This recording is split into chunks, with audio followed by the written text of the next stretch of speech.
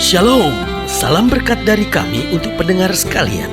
Saat ini pendengar akan diberkati dengan program Hari Ini Harinya Tuhan bagian yang ke-8. Sebuah program rohani tentang doktrin Alkitab yang menolong kita untuk semakin tertanam dalam kebenaran firman dan bertumbuh dalam kemuliaan. Bersama hambanya, Pendeta Gilbert Lumwendong, STH. Banyak orang merasa doktrin Alkitab sebagai sesuatu yang membingungkan. Tetapi tahukah saudara bahwa doktrin Alkitab intinya adalah memahami Alkitab dengan benar, dengan pemahaman yang sistematis, sehingga kita terus dapat tertanam di dalam kebenaran firman, sehingga kita terus bertumbuh di dalam kemuliaan Allah. Buka hati saudara sekalian untuk menerima berkat-berkat firman-Nya hari ini. Cinta dapat sangat mempengaruhi hidup orang. Cinta dapat membuat seseorang bersemangat, tapi cinta juga dapat membuat seseorang putus asa. Cinta dapat membuat seorang berubah menjadi hal-hal yang positif, dan cinta juga dapat merubah seseorang ke arah hal-hal yang negatif. Berarti cinta punya kekuatan yang sangat luar biasa. Sehingga kalau kita bicara tentang cinta, maka kita harus bicara tentang hal yang kedua tentang cinta, yaitu apa yang kita cintai, siapa yang kita cintai. Karena kalau yang kita cintai positif, otomatis dampaknya akan positif.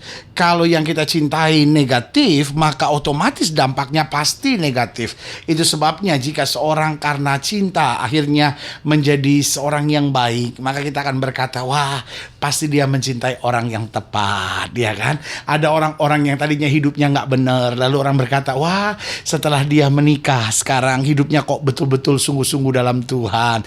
Dan selidik penyelidik artinya, oh, dia memang mendapat suami yang baik, dia memang mendapat istri yang rohani, sehingga menuntun dia dan akhirnya membuat dia makin dekat dengan Tuhan. Nah, saudaraku yang kasih dalam Tuhan, berarti kita bisa lihat, kalau cinta kita ke arah hal yang positif, maka dia akan mendorong kita untuk hal-hal yang positif. Tapi sebaliknya, kalau cinta kita kepada hal-hal yang negatif, maka dia akan menyeret dan menghancurkan kita kepada hal-hal yang negatif. Berarti apa yang kita cintai, siapa yang kita cintai, itu sangat menentukan bagaimana keberadaan hidup kita selanjutnya. Haleluya. Selamat datang dalam program kita, program Hari Ini Harinya Tuhan, sebuah program rohani yang kembali mengingatkan kita untuk menjadikan firman Tuhan sebagai dasar keseharian hidup kita. Karena selama kita menjadikan firman Tuhan sebagai dasar keseharian hidup kita, langkah-langkah ke depan kita menjadi langkah-langkah yang penuh dengan kemenangan, kepastian, mujizat, dan perkara-perkara yang besar. Haleluya. Dan dalam program ini kita sedang bicara tentang sesuatu yang sangat penting sekali, yaitu tentang mencintai dunia. Nah, tadi sudah saya tekankan bahwa apa yang kita cintai, siapa yang kita cintai, itu akan sangat mengarahkan hidup kita. Nah, waktu kita mencintai Tuhan, maka otomatis hidup kita akan luar biasa. Waktu kita mencintai Tuhan, otomatis hidup kita akan benar. Waktu kita mencintai Tuhan, otomatis hidup kita akan berkualitas. Waktu kita mencintai Tuhan, otomatis kita akan melihat berkat-berkat Tuhan mengalir luar biasa dalam hidup kita. Tapi sebaliknya, waktu kita mencintai dunia, maka hidup kita akan diperbudak oleh dunia. Waktu kita mencintai dunia, hidup kita akan diseret pada kesenangan-kesenangan dunia. Dan waktu kita mencintai dunia, akhir dari segala sesuatunya pasti adalah kebinasaan. Karena Alkitab berkata, dunia ini sedang lenyap dengan segala keinginannya, tetapi orang yang melakukan kehendak Allah akan tetap hidup sampai selama-lamanya. Berarti saudaraku yang kasih dalam Tuhan, kita memang ada di dunia, kita memang harus berkarya di dunia ini. Tetapi saudaraku yang kasih dalam Tuhan, ingat, jangan sampai kita mencintai dunia. Karena dunia bukan tempat istirahat kita. Dunia bukan tempat untuk kita bersuka cita dan bersenang-senang. Tapi dunia ini tempat kita berjuang. Dunia ini tempat kita bekerja. Dunia ini tempat kita berkarya.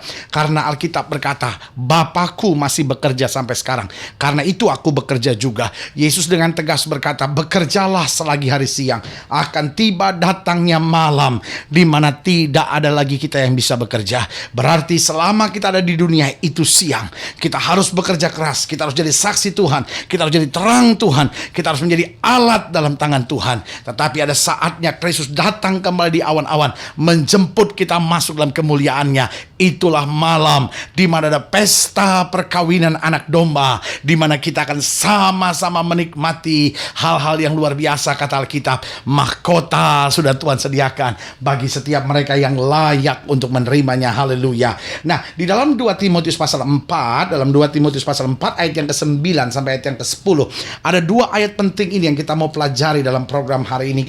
2 Timotius 4 ayat yang ke-9 dan 10. Demikian firman Tuhan.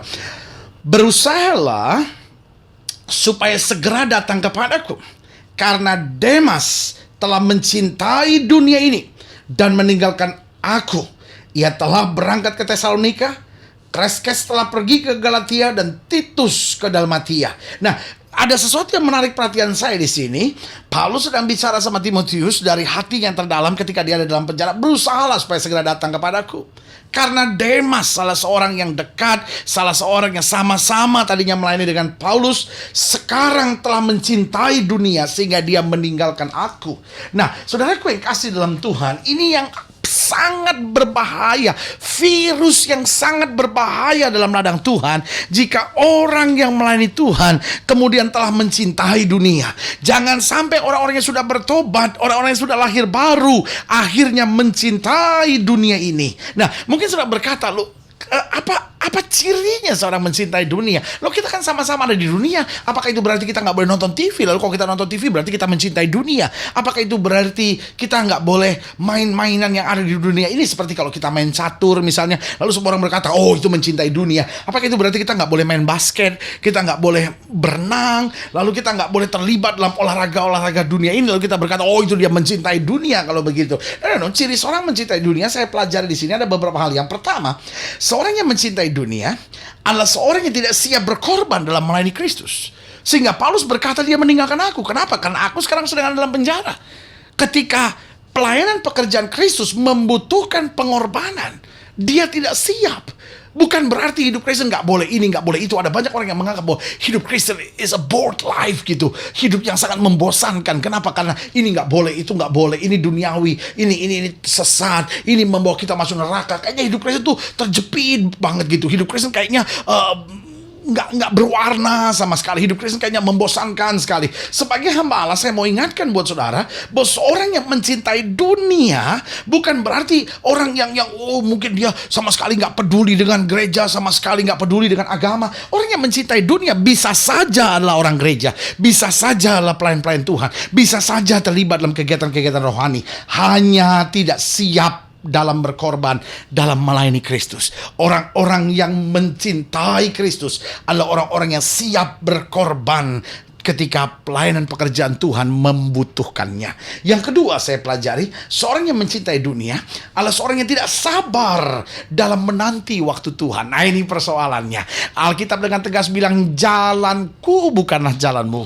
Alkitab dengan tegas berkata, rancanganku bukanlah rancanganmu. Alkitab dengan tegas berkata, Allah membuat segala sesuatu indah pada waktunya, bukan pada waktuku, tetapi Allah membuat segala sesuatu indah pada waktunya. Persoalannya ada banyak orang yang gak sabar dalam menanti waktu Tuhan. Itu sebabnya mungkin Demas kecewa dan berkata, kenapa ya kok Paulus gak keluar-keluar dalam penjara? Kita sudah doakan, kita sudah patahkan segala roh-roh kegelapan, kok masih begitu? Penderitaan gak selesai-selesai. Dia gak sabar dalam menanti waktunya Tuhan, gak sabar dalam menanti kesempatan yang Tuhan sediakan baginya. Pada saat itu dia menjadi orang yang mencintai dunia. Berarti sebagai hamba Allah saya mau ingatkan, pembelaan dari Tuhan itu pasti, tetapi waktunya kita harus sabar menanti tepat di kalender kerjanya Allah, tetap di dalam time schedule-nya Allah. Allah membuat segala sesuatu indah. Jadi yang pertama, seorang yang mencintai dunia adalah seorang yang tidak siap berkorban dalam melayani Tuhan. Yang kedua, seorang yang mencintai dunia adalah seorang yang tidak sabar dalam menanti waktu Tuhan. Yang ketiga, seorang yang mencintai dunia adalah seorang yang tidak kuat dalam menjalani firman Tuhan. Artinya apa? Dia rindu, dia pingin menjalani firman Tuhan. Tapi karena dia lihat bujuk rayu dunia, karena dia melihat tawaran-tawaran dunia, akhirnya dagingnya terseret dan di situ dia jatuh. Sebagai hamba Allah, saya mau ingatkan buat saudara, kita harus menjadi orang-orang yang mencintai Kristus. Sehingga ketika kita tahu ini loh kehendak Tuhan, ini loh firman Tuhan, saya jalani dengan sungguh-sungguh. Karena saya tahu selama saya berjalan seturut firman Tuhan, tidak akan saya turun, tapi saya akan diangkat naik. Tidak akan saya menjadi ekor, dipimpin saya menjadi kepala, untuk dituntun dari kemenangan lepas pada kemenangan, masuk dalam kemuliaan yang kekal. Berarti seorang yang mencintai dunia adalah seorang yang tidak siap berkorban dalam melayani Kristus. Seorang yang mencintai dunia adalah seorang yang tidak sabar dalam menanti waktu Tuhan. Seorang yang mencintai dunia adalah seorang yang tidak kuat dalam menjalani firman Tuhan. Dan yang keempat, yang terakhir, seorang yang mencintai dunia adalah seorang yang tidak tahan dalam menghadapi ujian dan pencobaan. Artinya begini, dia bisa saja orang-orang yang mencintai Kristus. Dia bisa saja orang-orang yang sebetulnya punya kerinduan untuk berbuat lebih banyak buat Tuhan. Tapi waktu dia menghadapi masalah, waktu dia menghadapi pencobaan, waktu dia menghadapi masa-masa yang sukar, langsung dia gak tahan dan berkata, aduh, kalau melayani Tuhan sebegini berat, kalau melayani Tuhan sebegini sukar, saya gak kuat. Karena saya sebetulnya mencintai Tuhan, tapi banyak sekali masalah dan persoalan yang terjadi dalam hidup saya. Sebagai hamba Allah, saya mau ingatkan, ayo suami-suami, mari jadi suami yang kuat dalam menghadapi pencobaan. Ayo istri-istri, kuat dalam menghadapi tantangan hidup ini. Orang-orang muda, ayo kuat tetap dalam menjalani hidup sebagai orang percaya. Karena tantangan selalu ada, ujian selalu ada, pencobaan selalu ada. Jangan sampai kita mencintai dunia, tapi biar kita semakin kuat di dalam Tuhan, semakin kuat dalam ujian, semakin kuat dalam pencobaan dan pergumulan hidup. Sehingga makin hari kita makin menjadi serupa dengan Kristus. Orang yang mencintai dunia akan menuju pada kebinasaannya, tapi orang yang melakukan kehendak Allah akan tetap hidup sampai selama-lamanya. Haleluya. Kalau sudah ingin dilayani lebih jauh, hubungi kami melalui telepon, hubungi kami melalui surat, kunjungi website kami, karena kami ada untuk membawa Bapak Ibu sudah senantiasa lebih dekat pada Tuhan dan mengalami kasih kuasa mujizat yang luar biasa. Haleluya. Secara khusus saya juga mau berdoa untuk setiap saudara yang sakit, setiap saudara yang berbeban berat, karena saya percaya bahwa bagi Allah tidak ada perkara yang mustahil. Saudara-saudara ingin didoakan secara khusus, boleh taruh tangan kanan saudara di dada dan kita berdoa. Mari kita berdoa. Bapa, dalam nama Yesus, hamba doa buat yang sakit, hamba doa buat yang berbeban berat, hamba doa buat setiap mereka yang sedang dalam tekanan, pergumulan dan masalah. Karena kami percaya Tuhan bahwa tidak pernah Tuhan gagal. Itu sebabnya hamba berdoa juga buat mereka yang selama ini mungkin mengasihi Tuhan, tapi selama ini begitu mencintai dunia. Hamba berdoa di dalam nama Yesus, sehingga mereka kembali kepada cinta mula-mula kepada Tuhan, siap berkorban dalam pelayanan pekerjaan Tuhan, sabar dalam menanti waktu Tuhan, kuat dalam menjalani firman Tuhan, dan tahan dalam menjalani ujian dan pencobaan hidup ini. Sehingga makin hari kami boleh makin tegak berdiri memandang pada kuasa kemuliaan dan mujizat-mujizat Tuhan. Di dalam nama Yesus kami berdoa. Haleluya. Amin. Saudaraku yang kasih dalam Tuhan, kita sudah berdoa. Ingat, Allah tidak pernah lalai menepati janjinya. Inilah saatnya buat kita untuk bangkit bersemangat, bersuka cita dalam menghadapi segala perkara. Karena kita tahu Yesus adalah jaminan yang kekal buat kita. Yesus sumber sukacita kita. Yesus pokok pujian kita. Sehingga dalam segala perkara kita dapat bersuka cita. Doa saya menyertai saudara. Sampai berjumpa pada program berikut. Dan jangan lupa, jadikan hari ini harinya Tuhan. Haleluya.